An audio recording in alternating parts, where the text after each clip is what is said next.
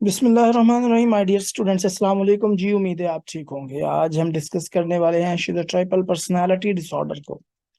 ये क्लस्टर ए personality disorder का बहुत एक इम्पोर्टेंट टॉपिक है, बहुत इम्पोर्टेंट डिसऑर्डर है। उससे पहले कि हम इसका क्राइटेरिया देखें, क्राइटेरिया देखने से पहले हम इसका एक मेजर ओवरव्यू लेते हैं कि बेसिकली ये होता क्या है। तो एसटीपीडी यानी शिज़ोट्राइपल पर्सनालिटी डिसऑर्डर जो है वो एक बहुत ही इम्पोर्टेंट साइकाट्रिक डिसऑर्डर है, जो आमतौर पर जो है वो लगभग 3% लोगों में पाया जाता है। और 3% लोगों में से 10% लोग फिर ऐसे होते हैं फर्दर जो आगे चलकर जो है वो स्किज़ोफ्रेनिया का शिकार हो जाते हैं, क्योंकि इसकी सिम्टम्स जो हैं वो लगभग स्किज़ोफ्रेनिक पेशेंट्स से के साथ जो है वो मिलती जुलती होती हैं, लेकिन इंटेंसिटी में कम होती हैं। बहरहाल अगर इसको ट्रीट ना किया जाए, इसको एज इट इज़ जो है वो लेफ्ट आउट कर दिया जाए, छोड़ दिया जाए, तो पेशेंट जो है वो 3% जो मैंने आपको बताया कि आम पॉपुलेशन में 3% जो है वो एस टी पी डी का शिकार लोग होते हैं, उनमें से 10% जो है फिर आगे चलकर स्किज़ोफ्रेनिया का शिकार हो जाते हैं। अच्छा जी, ये लोग जो होते हैं बड़े अजीबो-गरीब होते हैं। इनका सोचने का तरीका, इनका बर्ताव करने का तरीका, इनका महसूस करने का तरीका बहुत ही अजीब होता है। फॉर एग्ज़ाम्पल एक मैं आपको केस स्टडी जो है वो बताता चलूँ। एक मैंने केस स्टडी पढ़ी जिसमें एक शख्स जो था वो अपनी बेटी को प्राइवेट स्कूल से गवर्नमेंट स्कूल में दाखिल करवाना चाह रहा था। अब वो क्यों गवर्नमेंट स्कूल में दाखिल करवाना चाह रहा था? वो कहता था कि प्राइवेट स्कूल में जो है वो लड़कियां स्कर्ट पहनती हैं, जबकि गवर्नमेंट स्कूल में जो है वो पूरी शलवार पहनी जाती है। अब होना तो ये चाहिए था कि अगर कोई आम शख्स हो तो वो ये समझता है कि स्कर्ट और शलवार में फ़र्क ये है कि स्कर्ट से जो है वो टाँगें नज़र आ रही होती हैं फीमेल्स की, और शलवार जो है वो एक प्रॉपर लिबास है, एक मुकम्मल लिबास है, उसमें लड़कियों की जो टाँगें हैं वो नज़र नहीं आ रही होती। लेकिन जब उससे पूछा गया कि वो स्कर्ट और शलवार में क्यों वो मतलब स्कर्ट से भाग रहा है और शलवार की तरफ जा रहा है, यानी गवर्नमेंट स्कूल में दाखिल करवाना चाह रहा है, तो उसने बताया कि स्कर्ट में जो है वो मच्छर ज़्यादा काटते हैं और शलवार में जो है वो मच्छर कम काटते हैं। That's why I want to take off my girl from private to government school. तो ये जो है ये इस तरह की अजीबो-गरीब थिंकिंग, अजीब सा बिहेवियर इस तरह के जो है वो लोगों में होता है। अब आ जाते हैं इसके क्राइटेरिया की तरफ। इसके 7-8 क्राइटेरियाज़ हैं, जानना बहुत ज़रूरी है इसको डायग्नोस करने के लिए। सबसे पहले जो इसका क्राइटेरिया है that is ideas of reference. Ideas of reference से मुराद है कि ऐसे लोगों को बहुत ज़्यादा शक होता है, बहुत ज़्यादा शकी मिजाज होते हैं। उनको लग रहा होता है कि लोग उनके बारे में बातें कर रहे हैं, उनका मज़ाक उड़ाया जा रहा है, लोग उनको जो है वो उनके बारे में बातें कर रहे हैं। अब आइडियाज़ ऑफ रेफरेंस और डिल्यूजन में फ़र्क होता है। डिल्यूजन बेसिकली दोनों फ़ाल्स बिलीव होते हैं। आइडियाज़ ऑफ रेफरेंस में भी फ़ाल्स बिलीव होते हैं और डिल्यूजन भी फ़ाल्स बिलीव होता है। लेकिन फ़र्क क्या होता है? फ़र्क इतना होता है कि आप जो है वो डिल्यूजन जो है वो फ़र्म बिलीव होता है, डिल्यूजन फ़र्म बिलीफ होता है, उसको ईज़िली तब्दील नहीं किया जाता, उसको किया जा सकता। जबकि जो इन एसटीपीडी जो है यानी स्किज़ोटाइपल पर्सनैलिटी डिसऑर्डर, इसमें जो बिलीफ होता है उसको थोड़ी-सी थेरेपी के साथ, मेहनत के साथ जो है वो तब्दील किया जा सकता है। बहरहाल इसका पहला जो क्राइटेरिया है that is ideas of reference. Second इसका क्राइटेरिया आ जाता है अनयूजुअल परसेप्चुअल एक्सपीरियंसेस। अब अनयूजुअल परसेप्चुअल एक्सपीरियंसेस से क्या मुराद है? अजीबो-गरीब किस्म की जो चीज़ें जो है ये महसूस करते हैं। मसलन इनका काले जादू पर यानी ब्लैक मैजिक पर बहुत ज़्यादा बिलीफ होता है, ठीक है? छोटी-छोटी बात पे कहते हैं जी कि काला जादू कर दिया किसी ने, मुझे ये फ़ील हो रहा है, तो मुझे लग रहा है मेरे ऊपर काला जादू किया हुआ है किसी ने। उसके अलावा मुख्तलिफ़ किस्म की ये शो ऑफ करते हैं कि आवाज़ें सुनाई दे रही, जैसे इनको चूड़ियों की खनखनाहट की आवाज़ सुनाई दे रही है या इनको पायल की आवाज़ सुनाई दे रही है वगैरह-वगैरह।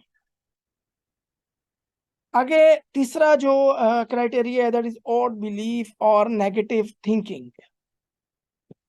इसमें बाज़ औक़ात जो है इसको हम इसकी सिक्स्थ सेंस भी कह सकते हैं।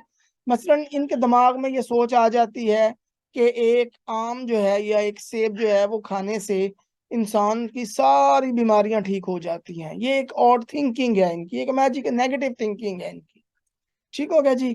तो क्या होता है, वो कई कई दिनों तक जो है वो सेब ही खाते रहेंगे। उनको ये बिलीव हो जाता है कि जी अगर हम सेब खाएंगे तो हमारे जिस्म की सारी बीमारियां जो है वो खत्म हो जाती हैं। That's why they most of the time they use to eat mangoes, और some of time they most of the time they use to eat apples and other things, so on. अगला क्राइटेरिया आ जाता है over thinking और speech.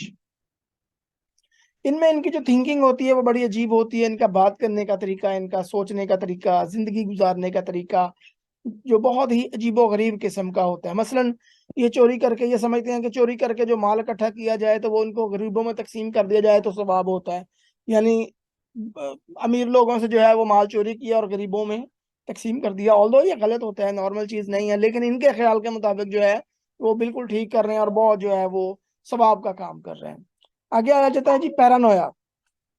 Paranoia क्या है जी? Patients are sceptical suspicious of the little things. छोटी छोटी बातों पे जो है ये शकी मिजाज होते हैं, आमतौर पर उन बातों में जो दूसरों के नजदीक जो है वो उनकी कोई ऐसी अहमियत नहीं होती, दूसरों के नजदीक जो है वो बिल्कुल ठीक होती हैं। Sixth criteria that is inappropriate affect. इनका जो इमोशनल रिस्पॉन्स होता है with respect to the different scenarios in different situations, this is very unethical you can say, और अनमैच्ड। मसलन अगर कहीं कोई अफसुर्दगी क्या सिचुएशन होगी, कोई सैड माहौल होगा तो ये वहां पे हंस रहे होंगे। अगर कहीं पे कोई खुशी का मुकाम होगा, खुशी का मौका होगा, तो ये वहां पे मुंह फुलाए बैठे हुए होंगे, उदास होंगे या हमें गुस्से में फिर रहे होंगे। जिस तरह आमतौर पर आपने देखा होगा हमारे मुआशरे में, जिस घर में शादी होती है वहां पे एक दो बंदे ऐसे जरूर होते हैं जो जो है वो एवं मुंह फुला के बैठे हुए होते हैं कि उनको एवं मुंह फुला के बैठे हुए होते हैं कि लोग उनको मनाते फिर रहे होते हैं। मतलब उनका जो एक मूड, एक इफेक्ट होता है वो बड़ा डिफरेंट होता है। अच्छा जी, आगे आ जाता है ऑड इसेंट्रिक बिहेवियर। और इसेंट्रिक बिहेवियर से मुराद है अजीबो गरीब किस्म का इनका बिहेवियर होता है। मसलन मैं एक क्लाइंट के बारे में पढ़ रहा था कि उसने अपने ड्राइंग रूम में या घर में जो है वो बहुत सारे अखबारात जो है वो इकट्ठे करके रखे हुए थे। और जब उससे उसकी वजह पूछी गई कि आपने इतने अखबारात इकट्ठे क्यों किए हुए हैं, तो उसने बताया, उसने कहा जी कि मैं ये समझता हूँ कि दुनिया में कोई भी ऐसी इंफॉर्मेशन, कोई भी ऐसी चीज नहीं होनी चाहिए जो बंदे को पता ना हो। लिहाजा मैं अपनी इंफॉर्मेशन को अपडेट करने के लिए मैं सारी दुनिया के अखबारात जो है वो इकट्ठे करके रखता हूँ। Last one that is social anxiety. Schizotypal personality disorder के पेशेंट्स को बहुत ज्यादा सोशल एंजाइटी होती है। आमतौर पे तो वैसे ही हर बंदे को ही तकरीबन सोशल एंजाइटी होती है, लेकिन जैसे जैसे वो लोगों में घुलते मिलते जाते हैं उनकी सोशल एंजाइटी जो है वो खत्म होती चली जाती है। But in the case of STPD यानी टाइपल पर्सनालिटी डिसऑर्डर के साथ जो लोग होते हैं उनकी सोशल एंजाइटी जो है वो with the passage of time decrease नहीं होती बल्कि बढ़ती चली जाती। तो ये था इसका क्राइटेरिया जो हमने देख लिया। ये क्राइटेरिया अगर फुलफिल कर रहा है पेशेंट तो then you will diagnose that particular person with STPD यानी स्किज़ोटाइपल पर्सनालिटी डिसऑर्डर। और अब हम बात कर लेते हैं कॉजेज की कि इसकी कॉजेज क्या होंगी। जेनेटिक फैक्टर्स इसमें हो सकते हैं, ठीक है, from one generation to another generation. अगर किसी के पेरेंट्स में, दोनों में या किसी एक में जो है वो पर्सनालिटी डिसऑर्डर पाया जाता है तो उसमें चांसेस होते हैं कि उनके बच्चों में भी आगे जो है वो पर्सनालिटी डिसऑर्डर पाया जाएगा। उसके अलावा childhood experiences, childhood traumas, abuse, physical abuse, sexual abuse and other childhood traumas, trauma like experiences जो होते हैं वो उनकी वजह से भी जो है वो ये पर्सनालिटी डिसऑर्डर हो सकता है। उसके अलावा न्यूरोलॉजिकल फैक्टर्स हो सकते हैं, अब नॉर्मल ब्रेन केमिस्ट्री हो सकती है, इम्बैलेंसमेंट इन न्यूरोट्रांसमीटर्स हो सकता है। उसके अलावा अब normal structure of the brain parts that become the cause of schizotypal personality disorder.